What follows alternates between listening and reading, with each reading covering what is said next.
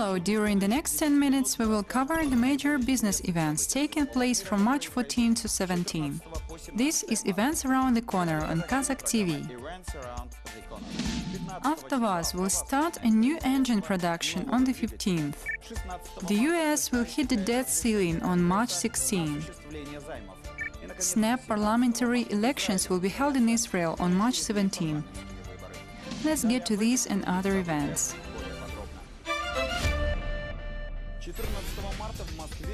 The Connected Car Summit, focusing on car applications, will be held in Moscow on March 14. In-car mobile technology integration is an interesting and promising sphere. So far, several mobile applications have been developed, which make driving a car a totally different experience. Among those are voice recognition software and apps which allow to track the technical condition of a car in the real time. Other applications help detect vacant parking space and check the traffic, which is especially important for big city residents. The smart car concept has been very popular around the world. To put it simply, a car becomes something like a smartphone connected to the internet, and this connection provides an array of advantages to the new generation of cars. Technologies developed by IT giants such as Apple and Google have been used in car manufacture. Starting from 2014, certain models of Jaguar, Mercedes-Benz and Volvo have been equipped with a CarPlay system. Hyundai and Volkswagen presented Android Auto, the in-car mobile platform. Meanwhile, Nokia set up a $100 million fund last year to invest in mobile technology and software for the automotive industry. Kazakh mobile application developers also work in this direction. In 2014, they presented their products at the International Expo in Singapore. If we speak about the sector as a whole, it gives a totally new vision of transport. As a result, the road safety increases, cars consume less fuel. There is a huge potential for this type of smart transport in the business sector. In particular, Rio Tinto uses fully robotized trucks at some deposits in Australia. This helps to optimize cargo flows, optimize safety, fuel consumption, and so on. That is, the sector is very promising in itself.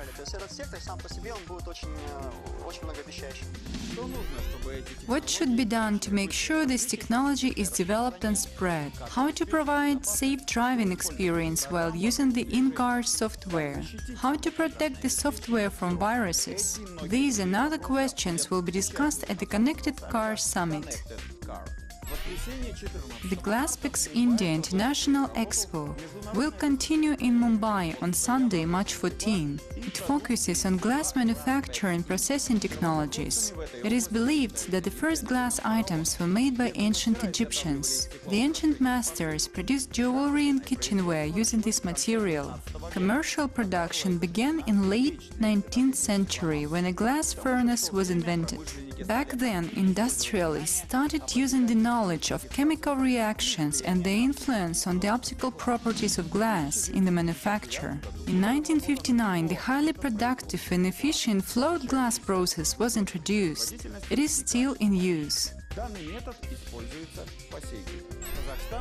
A project to develop the float glass production is underway in Kazakhstan. The estimated capacity is 175,000 tons per year. A total of more than 50 million tons of glass per year are produced worldwide. Float glass is used as material for making most glass products. The attendees of the expo in Mumbai will learn about how glass products are used in modern construction, pharmaceuticals, food industry, IT and communications, solar energy, motor industry and consumer goods production.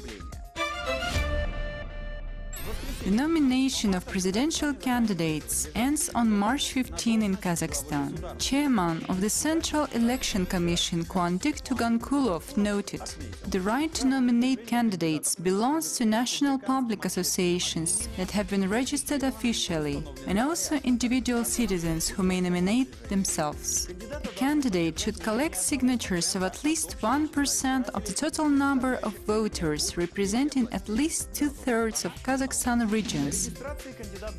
Under the law, candidates have to present all required documents and submit their income statements and declarations of property as of February 1, 2015.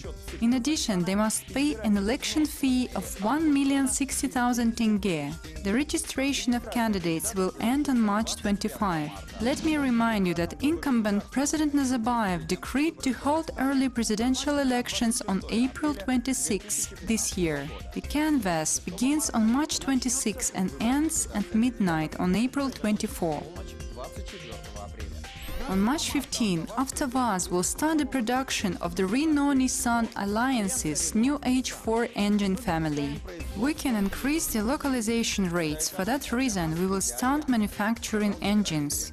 This means savings for both parties, Renault and us, said Avtovaz General Director Bo Anderson, noting the importance of localization when exchange rates are going up.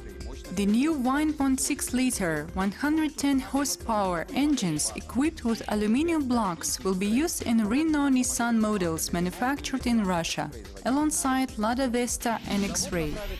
The company will spend around 18 billion rubles for localization, and the production may come to 450,000 engines per year. Renault-Nissan is a strategic Franco-Japanese partnership established to develop the automotive industry. In 2009, the Russian government made an offer to Renault-Nissan on a joint development of the Russian motor industry. At the time, the alliance owned 25% of Avtovaz shares. Right now, the alliance owns 74.5% of the shares. On March 16, the US will hit the debt ceiling. Earlier this month, US Secretary of Treasury Jack Lew warned in a letter to Congress that the country will run out of money in a matter of days. When the debt limit is reached, the Treasury will have to take extraordinary measures to continue funding the federal government, says Lew. It is crucial to raise the debt ceiling as soon as possible, according to the US official.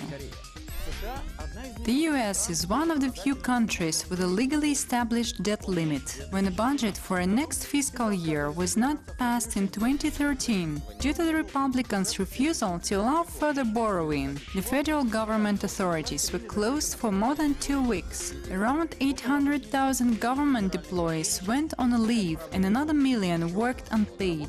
This budget conflict was detrimental for the ratings of Congress and the Republicans and hasn't repeated since then. In February 2014, the US administration struck a deal with the Republicans in Congress to continue borrowing until March 16, 2015. Back then, the Senate voted for the suspension of the debt ceiling of more than $17 trillion for 13 months. For the time being, the US state debt is more than $18 trillion.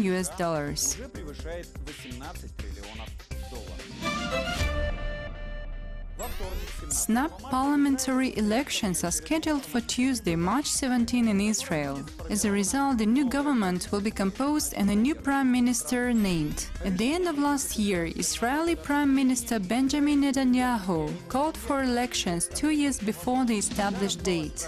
At the time, the ruling coalition broke up and two party leaders were fired from ministerial posts. Those were Finance Minister Yair Lapid and Justice Minister Tzipi Livni. The conflict fired up during the consideration of the draft Jewish nation-state bill, which provided for the discrimination against Arab-speaking minority. Knesset, Israel's parliament, comprises 120 seats and is the highest legislative body of the country. After the elections, the president will meet selected fractions and give a leader of one of them the authority to compose a new government. The leader will subsequently become the prime minister. Many experts believe that Benjamin Netanyahu himself will keep the prime ministerial post. This is our perspective on the coming 4 days. You've watched Events Around the Corner. See you next time on Kazakh TV.